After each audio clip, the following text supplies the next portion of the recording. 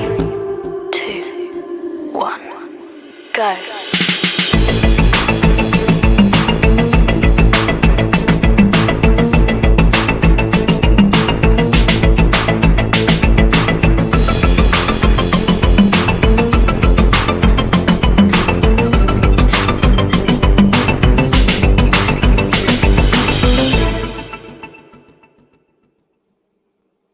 Hi, and welcome to Writer Mother Monster. I'm your host, Laura Ehrlich, and tonight's guest is Lindsay Lerman. Writer Mother Monster conversations are streamed live on Facebook, YouTube, and Twitter, and then released as an audio podcast on all major platforms. As always, please chat with us during the interview, and we will weave your comments into the conversation. A special thanks as well to our sponsors and patrons listed on the Writer Mother Monster website. Your support helps make this show possible. And if you enjoy the episode, please consider becoming a patron or patroness or a one-time donation to help keep this podcast going. You can look for details at writermothermonster.com. Now I'm excited to introduce Lindsay. Lindsay Lerman is the author of 2 experimental novels, I'm From Nowhere and What Are You? She is also a translator and has a Ph.D. in philosophy. She sometimes teaches philosophy and creative writing. Her essays and short stories have been published in the LA Review of Books, New York Tyrant, Entropy, and elsewhere. She's working on her 3rd novel and a screenplay, and she has a 9-year-old daughter. Lindsay describes writer motherhood in 3 words as too much love. Now please join me in welcoming Lindsay. Hey. Hi, Lindsay. Thank you so much for joining us. Thank you for having me. Thank you for doing what you do. I love your show. Thank you. Thank you so much. I love your work. And for anyone who has not yet had the pleasure of reading your books, we'll get to writing shortly. But first, let's start with those 3 words you used to describe writer motherhood. And again, those were too much love. Tell us about that. I think what I meant by too much love is probably that there's just too much. There are too many things I love and too many things I want to do and spend my time doing, and I just don't have the time. And that can feel like, very standard, probably for everybody, I think. But it does change a little bit when you have a kid because that love is it can be so all-consuming. And a kid will never say to you, just stop giving me attention and love. I guess it's probably pretty rare for a kid to say that. And so you really have to just not stop the love, but at some point you have to say, I think I've given you enough love and my love has to be spread elsewhere.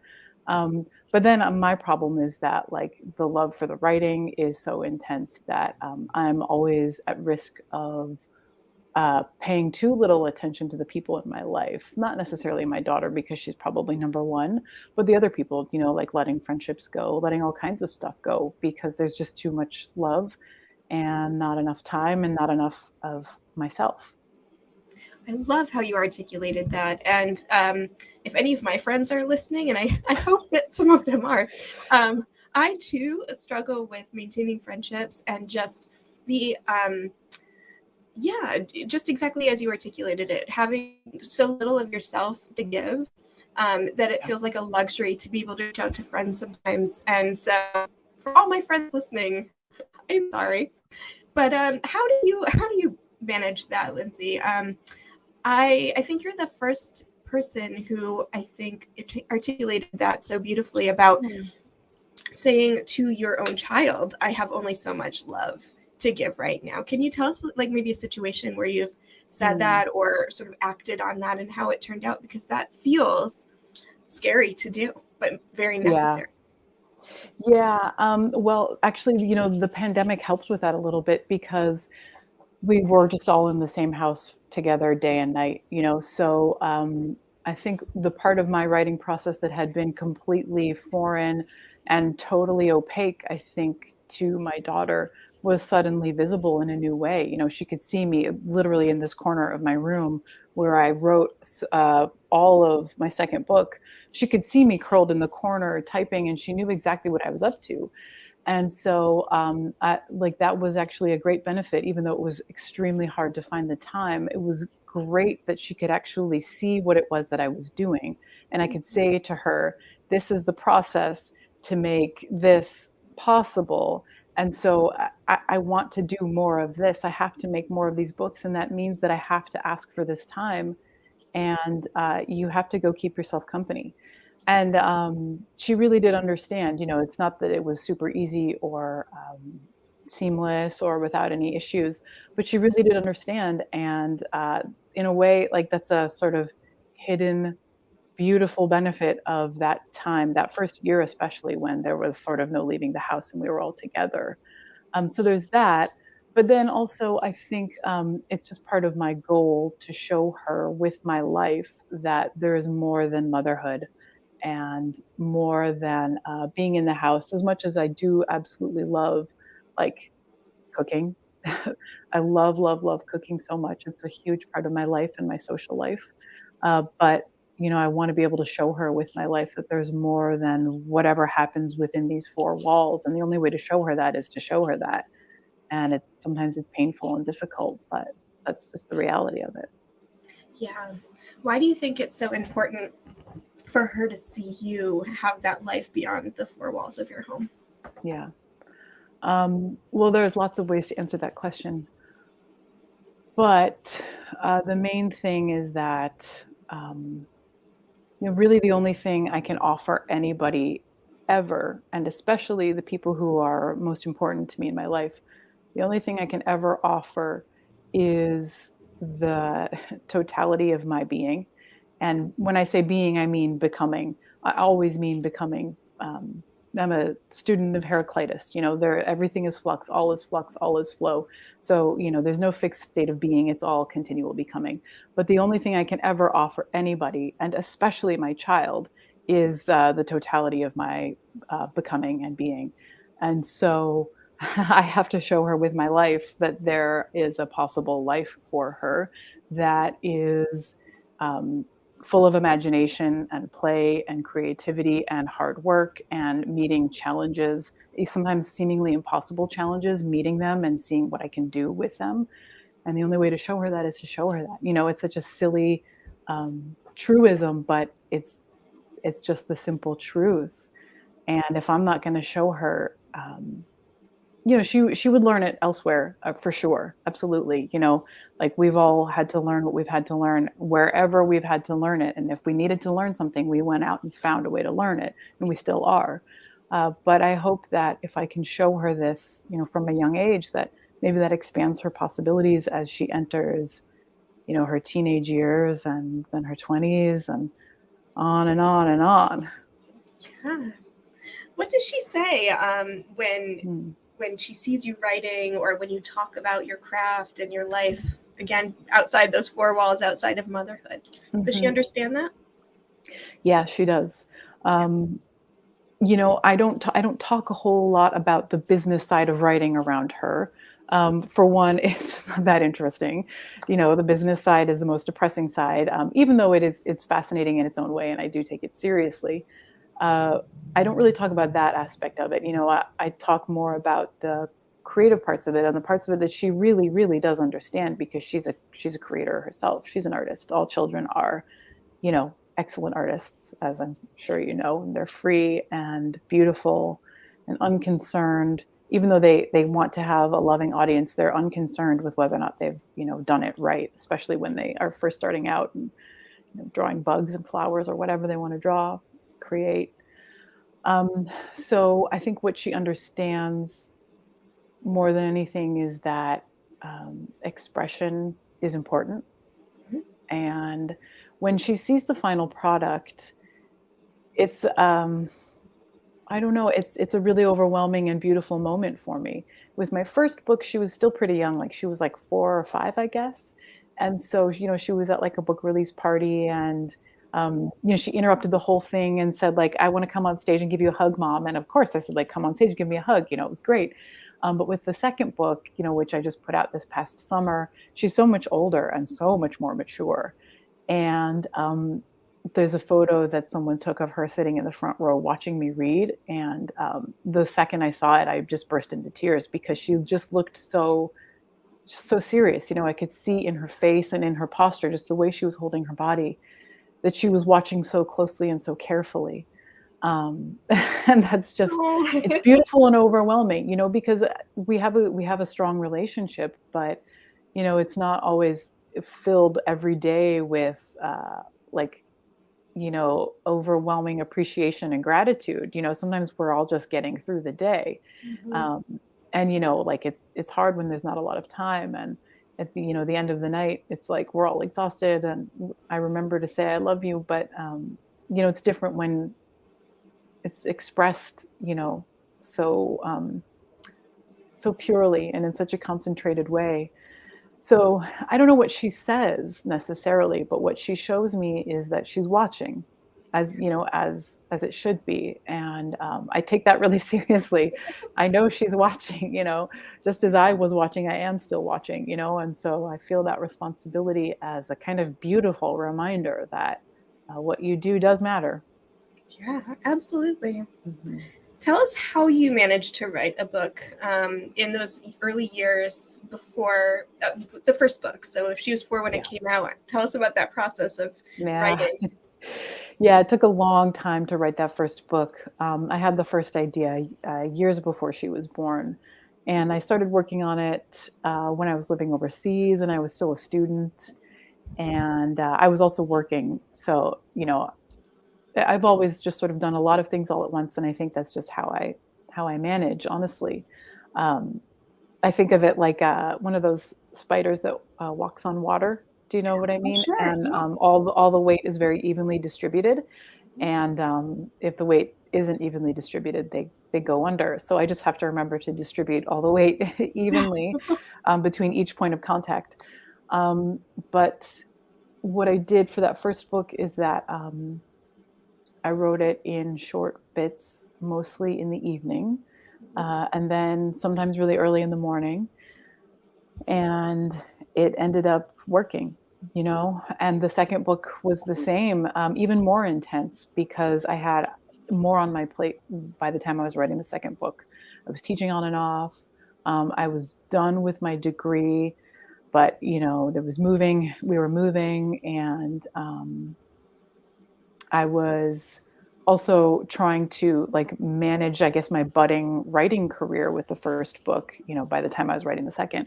So that one I had even less time. And then I did a lot of the really difficult editing and shaping of a ton of raw material during that first pandemic year. So I just wrote in the middle of the night and very early in the morning. And it worked.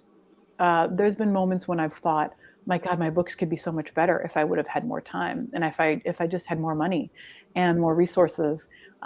There's a little part of me that thinks, like, could my work actually have been better? And that's a dangerous path to go down for sure, because we just have to work with what we have. But yeah, I mean, I honestly, I've worked with what I have, and I've been able to do what I've been able to do, and I hope to be able to do more.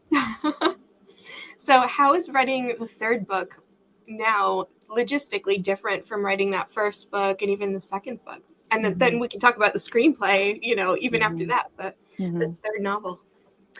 Yeah, I went into I've had the idea for this third book for a long time, and the way this third book appeared to me was very different than the way the first and second book appeared to me. This third book appeared to me um, as a more or less complete plot, with a title and everything, which is super unusual for me. Usually, I start with a character or with a series of ideas, and I build, from the inside out. But with this third book, the structure and the frame appeared to me first. And so, with two other books under my belt, and then, like, I had written a dissertation before, so I feel like I have a lot of experience, working with, like creating something out of nothing. But with this third book, I think I started to get in my head a little bit, and I thought, like, I need to do it differently this time. I need more resources. I need more time. I simply can't do it the way I've done it before. I can't do it. I need to figure something else out. But I think I've stepped out of my head, and I've realized I have to work again. I have to work with what I have, And what I have is not a lot of time, but I have a ton of passion and drive and focus and interest and a lot of discipline that, sometimes I doubt it, but then it comes back around, So, uh, this third book, I'm writing, I think I'm going a little bit slower. Because I feel like this book is structurally going to be really challenging for me. It's bigger than anything I've ever done before. It's 3 narratives that interweave, and that's more than I've ever taken on before, but I know that that's what it needs. So I'm going slowly, I'm going carefully, and I'm trying to be mindful of the fact that the frame is good and the structure is good and fine. It's good to have those things, but I know what I need out of the writing process, and that is a really deep connection with the characters and with either place or setting. And I know that sounds kind of crazy because my second book is almost a placeless book, but to me, the place that it's located is consciousness, and so you know I'm just doing what I can, and I'm going day by day, and I'm putting one foot in front of the other. And this book, more than ever before, I'm counting it a success if I get like 5 words written in a day. Yeah. Yeah. Like you said, do what you can with what you have. And Mm-hmm. yeah.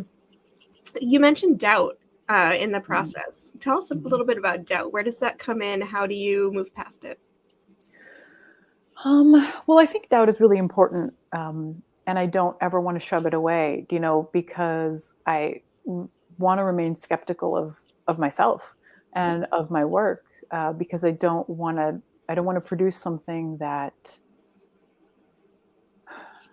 I feel falsely confident about, and I think part of that is just the way I think and the way I work.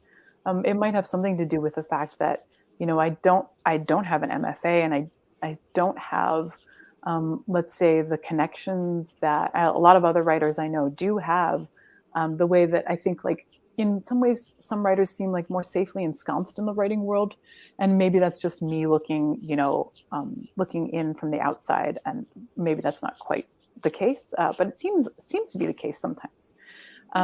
So I think I need to feel really confident about what I've done, but it can't be a false confidence. And so to achieve that confidence, I have to actually question every part of the process and everything that I've done.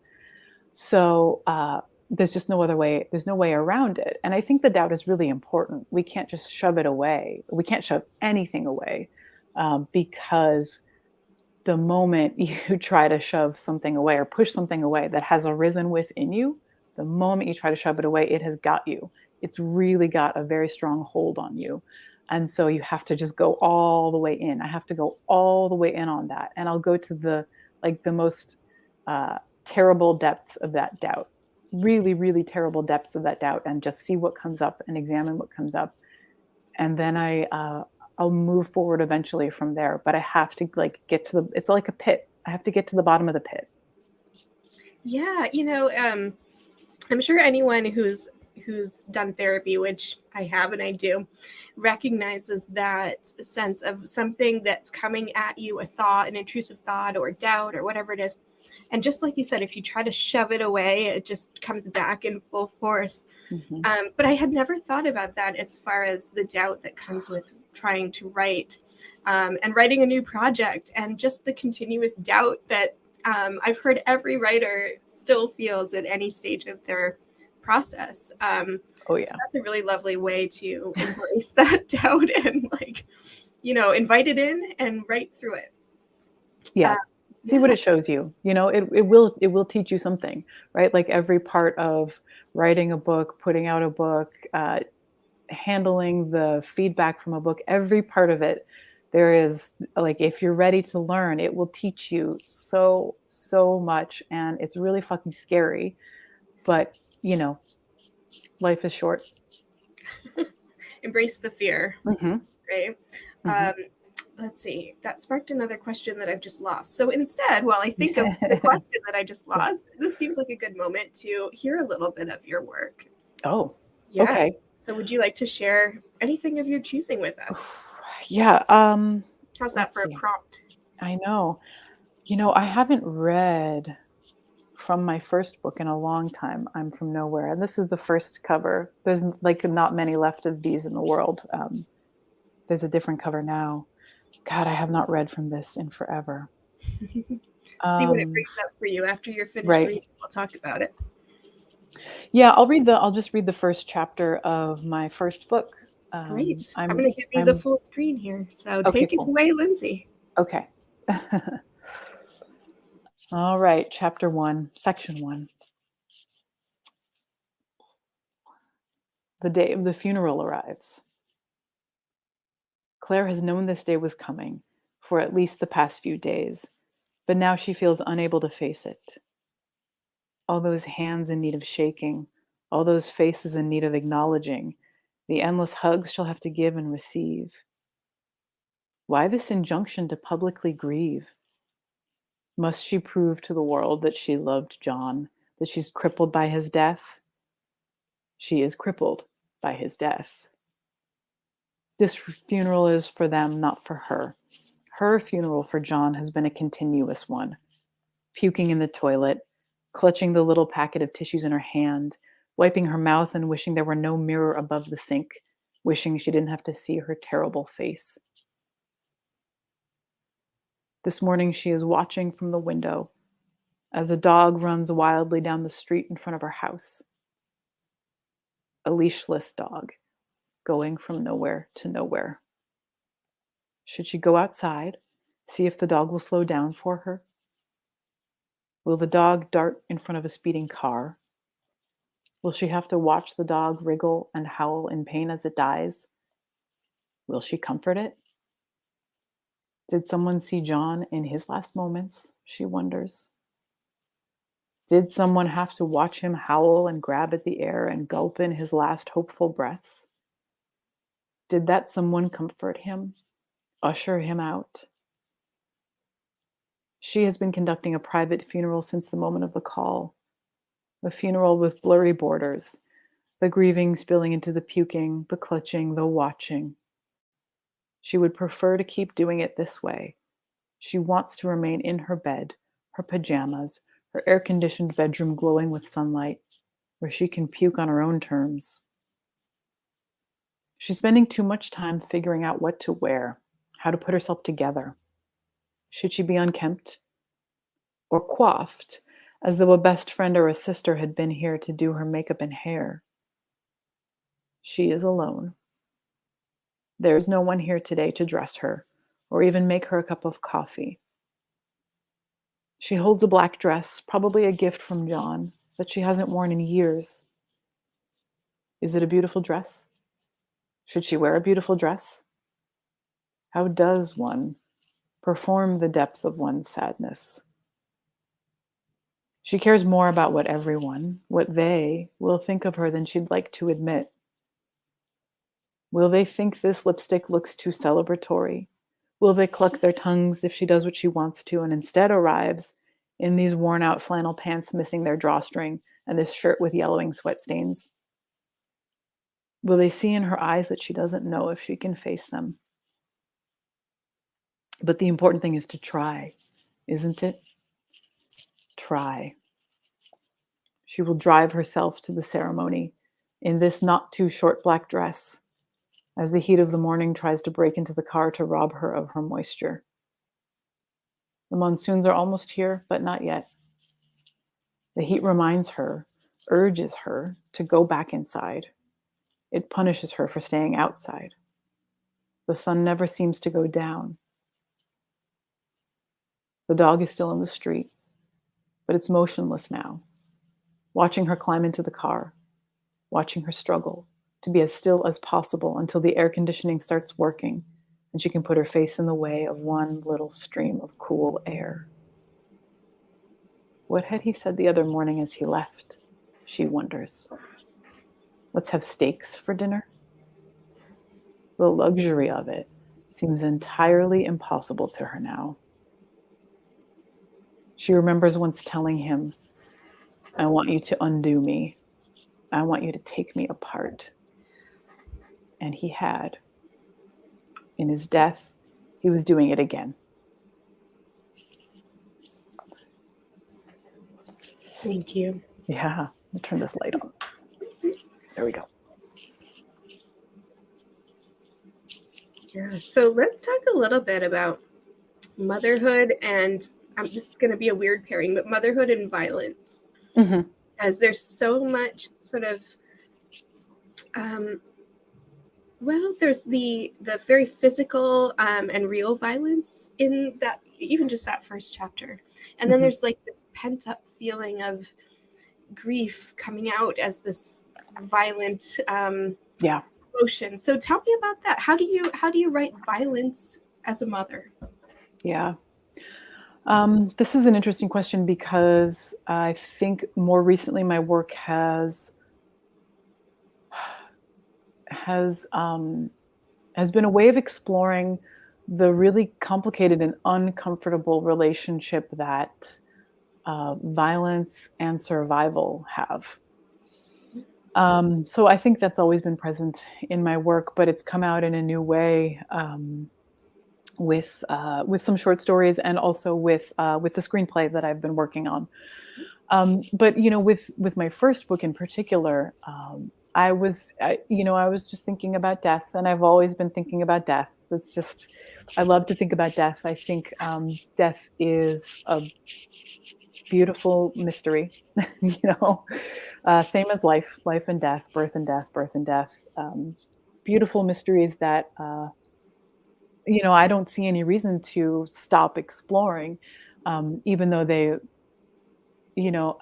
I think it's hard to make a bestseller out of death unless it's done in a particularly sensational way, which I'm not doing now. Maybe some other time, I don't really know, but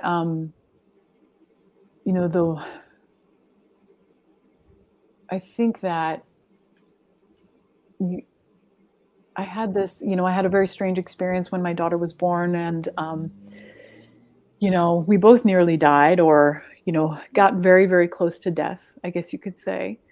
And so I stopped at that point in my life. I stopped thinking about death as something to fear. And I started to understand that death was something that I needed to have present in my everyday life, if that makes any sense. So that's different than violence. That's obviously quite different than violence, but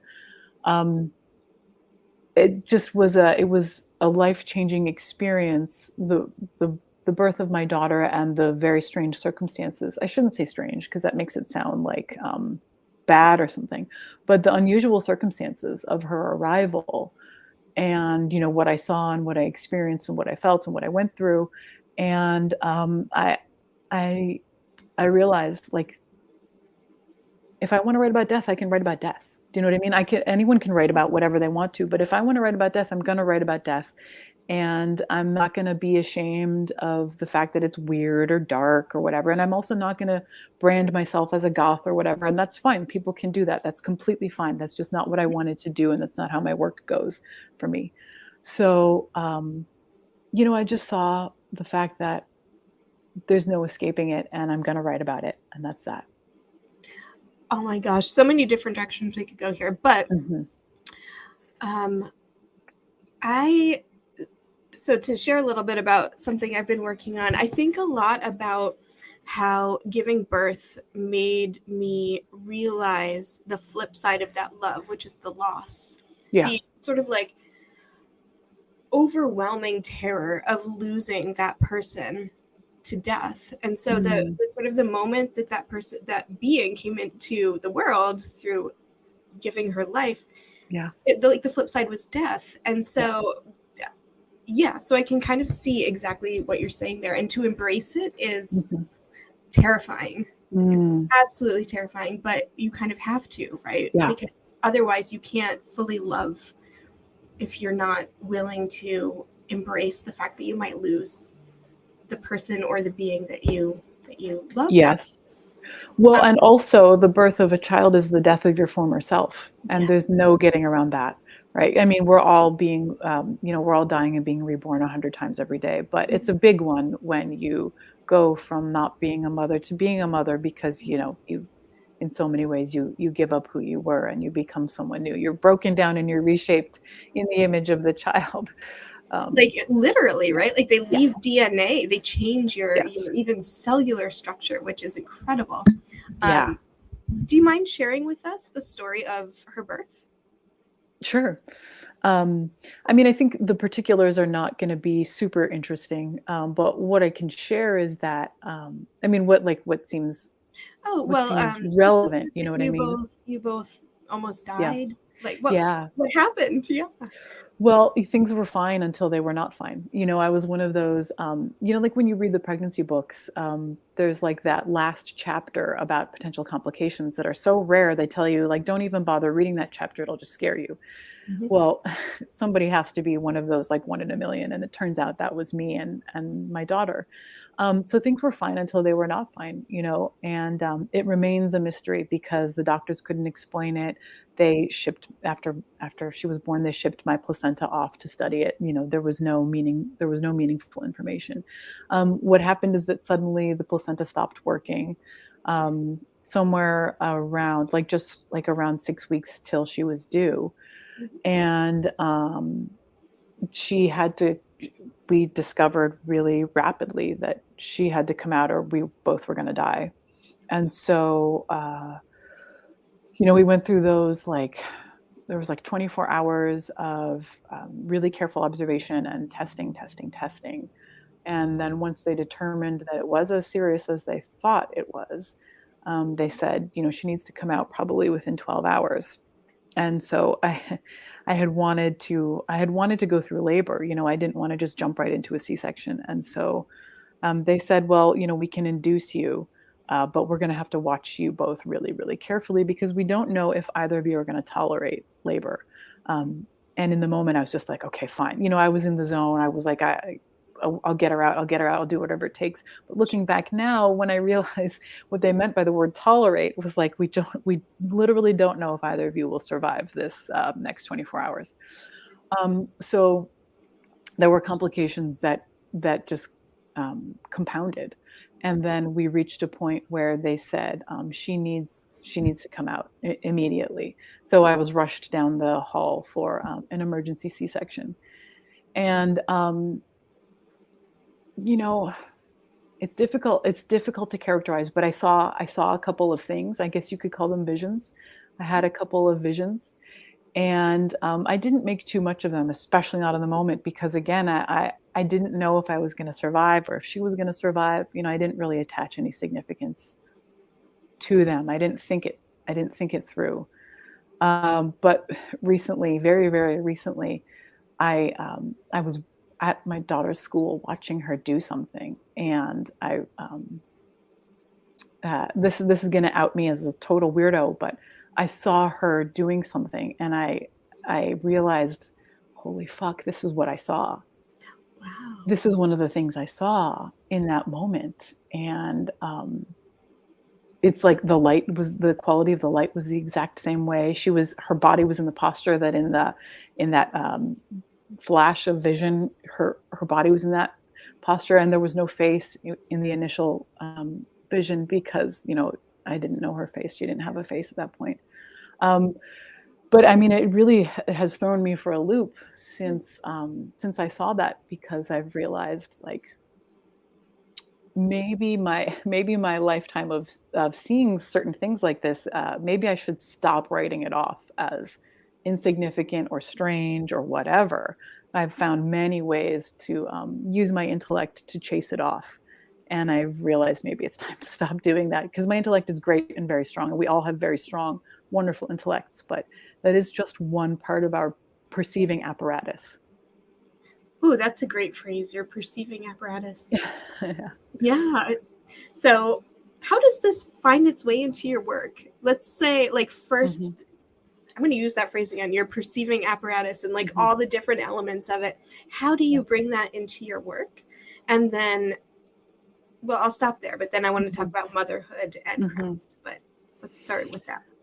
How do I bring it into my work? Well, there's no way I couldn't, right? Because it goes back to what I was saying earlier. Like, only thing you can offer is the totality of your being.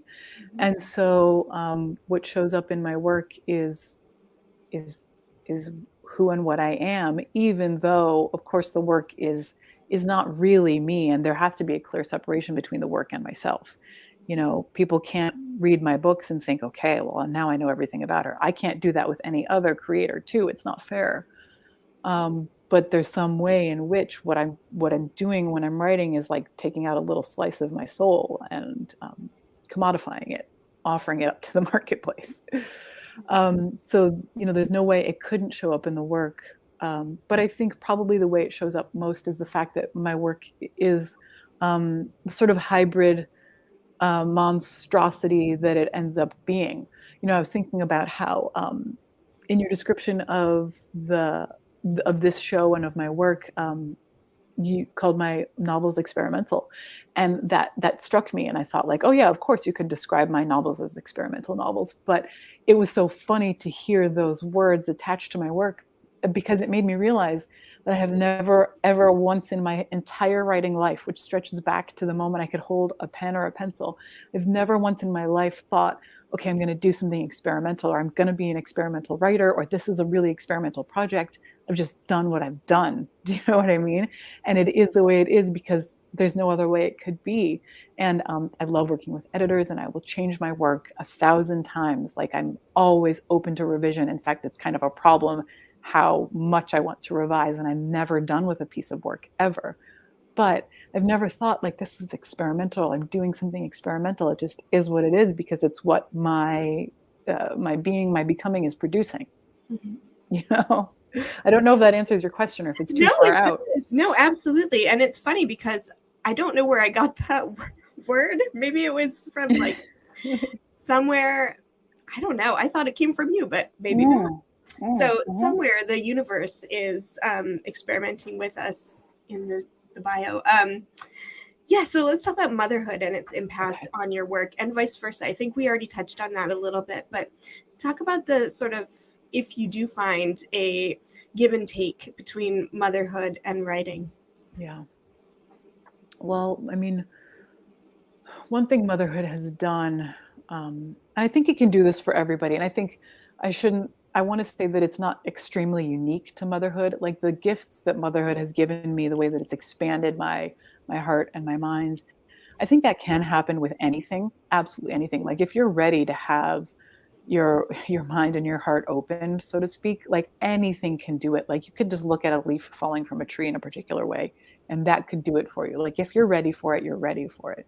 But what motherhood did for me, and the particularly maybe unique experience associated with her birth, has made it so that I think I'm just much more of an open channel. I'm just more open, and I understand, like, maybe even at a cellular level, that the fact that we are separate people is really only part of the picture, right? That, like, there is a really deep connection. There's a way in which none of us are actually separate at all, not at all. And the suffering of my child is my suffering, and the joy of my child is my joy. And that's just a micro version of the way we all are and the way things actually are in the world, Mm-hmm. And so what motherhood has required of me is to hold the suffering of others inside of me without falling apart and going to pieces completely, while also still being able to give love and to have a kind of fierce forward directedness in the face of all that suffering. And to,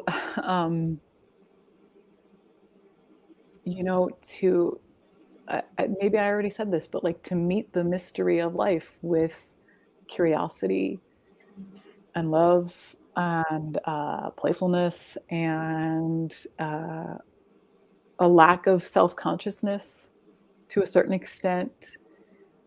And I don't know that I would have been able to do any of that before I became a mother. The way you just get totally, reoriented, and also you lose a lot of pride too, or at least I lost a lot of pride when I became a mother, because, your body just becomes this vessel for something else, and your body changes and you don't have control over it, right? Like my figure was no longer my figure.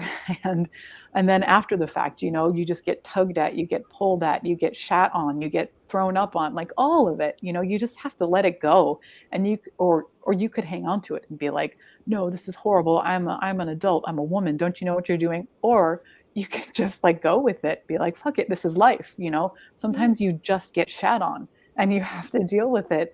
You like just shrug it off, so this, I could go on and on and on and on, but these are some of the ways that becoming a mother, I think, has made me such a better artist. Wow. Something that struck me as you were just describing that change, and sort of I won't call it a loss of pride, I'll say it like a relinquishment of pride. Yeah.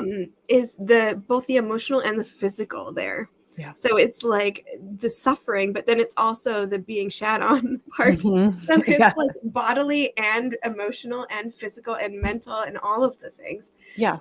Yeah. And I see that, and this would be a good transition back to reading another excerpt from your work, but I see that in your work, that sort of the physical, the body is very present there on the page, as well as the emotional and the mental and the philosophical and all the other. Oh, thank you. Thank you. I really appreciate that. Because I do feel like I write from my body, if that makes any sense. I really do feel like I write from my body. But one thing people keep telling me, especially with my second book, is like, wow, it's so heady. It's so heady. It's so heady. And people can think whatever they want. I don't care. It's not in my control anymore. But yeah, I feel like I'm a bodily writer.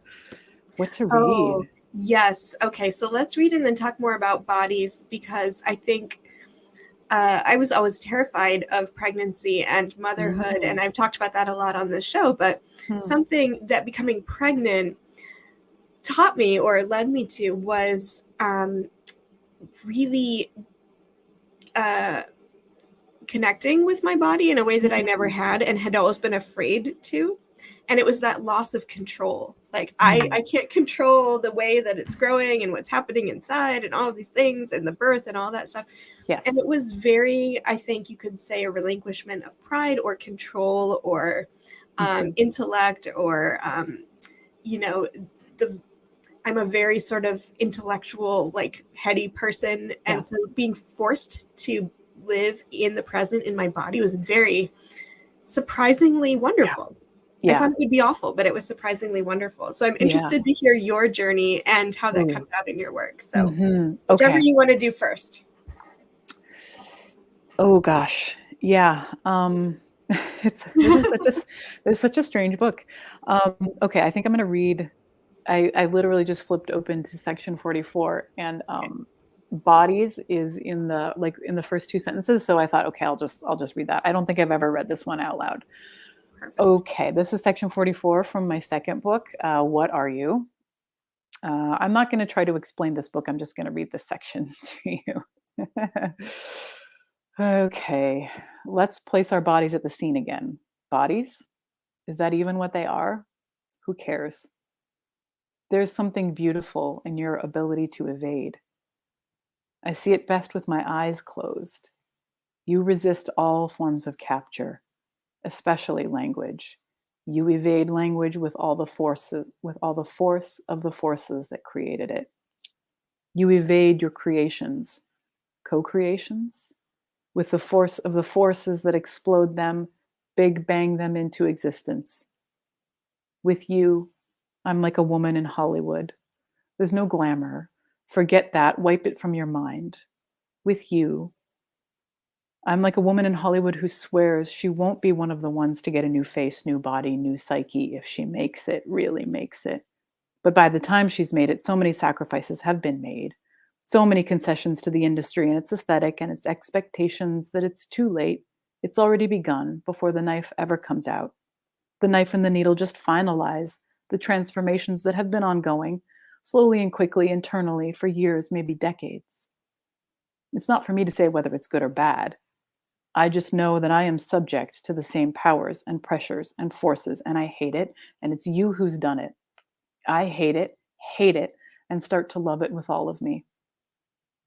It's a compression, a process like being made into meat sludge and pressed into a disc, wrapped in plastic and stacked on some refrigerated shelf. But back to the bodies. I'm ready to imagine it. I'm on your arm again. I'm wearing the dress you want me to wear, my shoulders back the way you like, my hair to just one side the way you like. And with my lips against your ear, I say, fuck, I'm so high, in a tone that suggests a promising lack of self-control because I know it's exactly what you want to hear. I am ready to let you chop me into pieces because I know how to keep leaving and returning. Is this fun, I wonder? It's something. I don't even need you to want it anymore. I have learned, like every galaxy, to be the producer, recycler, destroyer of all energy. I am dangerously self-contained, self-sustained, potentia gaudendi ad infinitum. You are the force that will eventually make the Milky Way and Andromeda collide. But no matter, baby, so am I. You look at me funny. I feel it in me. And I see that what's happening is I can get behind and underneath you, and it begins to unnerve you. What am I? You start wondering, though you've never wondered it before. Queer, you say. Queer little thing. Queer as an opportunist, you say. And I think I might smile quietly inside, understanding that for some time I've been the site of your laundering. Oh, it's quite simple. How sad. But none of it has worked, because of course it can't. You cannot be reborn fucking me on the living room floor. I established years ago that there was no living room and no floor, to say nothing of the me. The floor and the fucking are gone, so gone. The camera cuts away, and you slap me so hard you knock a tooth out of my mouth. But I'm kind of smiling. Thank you. Sure. Beautiful again, and violent, and philosophical, and all of the things. Mm-hmm. And I can't get over the phrase "meat sludge." That is that is something. Yeah. Yeah. So have you always, I mean, back to the question about bodies and living in your body, have you always been sort of in your body and aware of what it's doing and sort of in the present moment? Or were you always sort of more intellectual, or could you find a balance between the two? I think as a young child, I had a really good balance, really a great balance between the two. But, then I learned the things you're supposed to learn, which it went all over the place, from me thinking that, okay, I just need to be pure intellect and that's the way I'll finally be respected.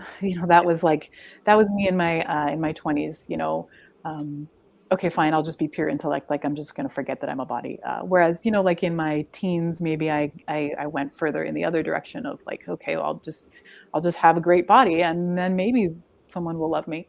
Right. But I've always had a I think I've always been a very sensitive person. A lot of people who end up, doing artwork of some sort or another are just kind of sensitive. I've always had a super sensitive apparatus, I guess you could say, and I've always had a real problem with feeling other people's feelings as my own feelings, especially when I was a child. And it's taken me a long time to sort through that. And now I'm finally really good at assessing. When I'm in the room with someone who has very strong feelings and I can feel them as my own feelings, I'm now finally good at saying, that is someone else's heartbreak. I can accept it and feel it. And if they want to talk about it, work through it, we can maybe do that together. But that is not my heartbreak, and it's taken a long time to develop that ability to separate and individuate without cutting off or without closing off my heart, so to speak. So, I don't know. I think at this point in my life, I'm just trying to figure out how to be more fully integrated, how to accept that I am what I am. And yeah, I don't know. I don't know that, actually don't know that I have a really good answer for you, to be perfectly honest. I think that was a great answer. Absolutely. Yeah. And I remembered a question I wanted to ask. So we're going to go way Oh, back good. for a second. Okay, good. Do it. Yeah, to community and MFA programs. Mm. I also don't have an MFA and sort of found myself, found my way into the literary community in a roundabout way. So let's talk about that. Did you at one point think you wanted to get an MFA? Did you decide not to? How did you find your way to publishing? Well, I think when I was very young, like when I was a teenager and, there was the possibility of, well, just figuring out what I was going to do with my life. I wanted to study creative writing, but I wasn't able to because I couldn't afford it. I went to the state school that I got into because, I was in like maybe like the top 20% of my graduating class or something. And the one state school that was smaller and was struggling to get students, they said, if you're in the top 20% of your graduating class, you'll get in for sure, and you're going to get a partial tuition waiver. And that was my only option. So I went to the state school that I could go to. And I almost didn't go to school at all. I almost followed, I almost made what probably would have been a mistake, but I almost followed someone to the middle of nowhere. Someone, an older person that I was totally obsessed with and infatuated with, and whatever. But I went there and I found philosophy. I wanted to study creative writing, but then I found philosophy. I took a philosophy class and was like, holy shit, this is it. This is totally it for me. And of course I was a baby, so I was just starting out. So then I was nearly done with my philosophy degree when I realized I needed to have a job like the minute I graduated. I wasn't going to be able to go right to grad school or anything because I just didn't have any of that in place. I didn't have simple as I didn't have the money. So I really quickly tacked on an education degree as well. So I got an education degree and I started my career as a teacher, a classroom teacher, full-time classroom teacher. And I did that for a few years until I realized I was not done with philosophy, or maybe philosophy was not done with me. I'm not sure how to characterize it. But then I applied to all the graduate programs that I wanted to possibly go to. And, I don't know if it's still the same actually, but when you apply for a PhD in philosophy, you either get in and they fund you or you don't get in at all. So I got in at a couple of places, and I went to one and it worked out fine. But the writing was very much on the wall about the humanities and academia. And so I went in knowing that I was probably not ever going to be able to work in philosophy or in academia. And that's been the case. I was right about that. And the jobs are just not there. So, while I was finishing my dissertation, I was writing I'm From Nowhere, and I was teaching. And I also started doing some translation work. And then, one thing led to another. And I just, I went further into the writing side of things and left behind the academic stuff more and more, even though it's still a very big part of me. My engagement with philosophy is still extremely important to me. I just accept the fact that it'll never happen professionally, and that's fine. So, the way I found my way into writing is I just realized, okay, I've got a book. I know. I think I didn't realize at the time that it was maybe a little bit extra unconventional. I just thought like this. It's a book. I wrote a book, and I think it's done. I think, So I started chopping it around, and I just did what people said to do. Like, you try to find an agent. I couldn't find an agent then. I have an agent now, but I couldn't find an agent then. Some great agents were very helpful, and they said things like, "Yeah, great work. Like, keep going. We just, you need to make a name for yourself. Like, we need to see what you can do first. So go ahead, do what you can do." So I realized I should turn to the indie world, and I had liked a lot of indie stuff, and I had kept up with independent publishing a bit, but it seemed kind of cliquish, and I wasn't really sure how I was going to find a way in at all, until I found Clash, and they published this anthology called Tragedy Queens. And I thought this seemed like the sort of place that might be open to my work, and I think I'm interested in what they're up to. And so the rest is history. Like Clash was great. They were wonderful, supportive. And I mean, especially with my second book, like they kind of went to bat for me because it is strange and experimental. And by the time that second book came out, they had distribution, which means that there's a little bit more. It's a little bit more difficult to get just any book published. With distribution involved, they want to know that it is probably going to sell, and they want to know how to categorize it. They want to know exactly where it should go in the bookstore. So genre needs to be clear, stuff like that, and none of that is clear with What Are You? So I'm immensely thankful that Clash sort of took that on and believed in the book, as strongly as they did. So that's it. I found my way in, and I'm just gonna keep going. Yeah. Persistence, but also just finding your people, it sounds like. Yeah, just trying to be creative, just Yeah. saying like, okay, fine. So like I get, and being honest with myself, like, okay, so like big four, big five, whatever, they are not interested right now with my first book. They're clearly not interested. I need to just be honest with myself and go where I can go. And it's not that I believed super duper strongly in my work or anything. It was just like, well, why not keep trying? I've come this far. Like I wrote this book. I'm done with a PhD. Like I know what it takes. I know how hard it is, how laborious it is to take something all the way from the idea stage to something like completion. So it could just sit in the drawer forever. That's fine, but I may as well keep trying. Absolutely. Yeah. And it paid off, right? I think so. Yeah. Yeah. So with just a few minutes left, what message would you give to other writer mothers out there who are struggling with all of these issues that we've talked about? If you had to give them one message, what would it be? One message. Yeah, this is it. It's that everything you seek is already within you. That's beautiful. Philosophical and wise. Thank you, Lindsay. Of course. It's been such a pleasure speaking with you and hearing bits of your work. And I hope you'll come back when the third book comes out. Oh, yeah, it'll be my pleasure. Yeah, absolutely. Yeah. Thank you so much for having me. It's been such a delight. I feel like we could just keep talking all night.